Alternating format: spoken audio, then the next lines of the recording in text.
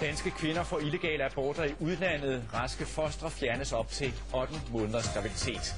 Kun hver tredje danske støtter nu vores soldater i Irak. Vi er ligeglade, siger soldaterne. Her slutter 40 års brutalt diktatur. Befolkningen i Kongo går til valg for første gang.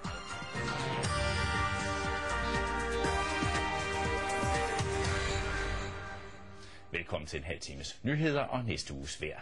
Jeg finder bare den store overfrakke og venter frem. På onsdag kommer kulden fra nord. Vi begynder med en rystende afsløring, som DR Nyheder har gravet frem. Flere danske kvinder har fået foretaget ekstremt sene og illegale aborter i udlandet. Gravide kvinder, som får nej til en sen abort herhjemme, kan uden problemer opsøge udenlandske klinikker. Her udfører abortlæger indgreb på kvinder, som kan være så langt fremme i graviditeten som 8. måned. Det er nu 2 år siden, at kvinden her traf et af sit livs alvorligste beslutninger.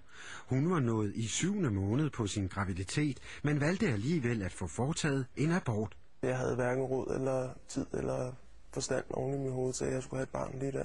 Det, som skete, ved kun hendes nærmeste familie, og derfor er hun anonym her i indslaget.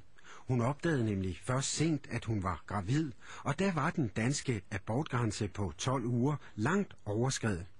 Så søgte hun de danske myndigheder om lov til en sen abort, men hun fik nej. Så jeg gik i gang med at søge på internettet, om jeg kunne finde en eller anden herhjemme eller i udlandet, der kunne gøre det for mig. Ikke? Vi har kendskab til i abortankenævnet, at mange danske kvinder vælger at tage til udlandet, nogle danske kvinder, når de har fået afslag hos os. Den danske kvinde ender på en abortklinik i Barcelona. I magasinet Søndag i aften afsløres det, hvordan lægerne her uden skrubler foretager aborter på levedygtige fostre helt op til 8. graviditetsmåned. This is a group of clinic. We are taking care of all the fair Atlantic cases from England, Deutschland, Germany, and Denmark. Yes. And of course the Spanish ones. De scannede mig og fandt ud af, at jeg næsten var 7 måneder henne.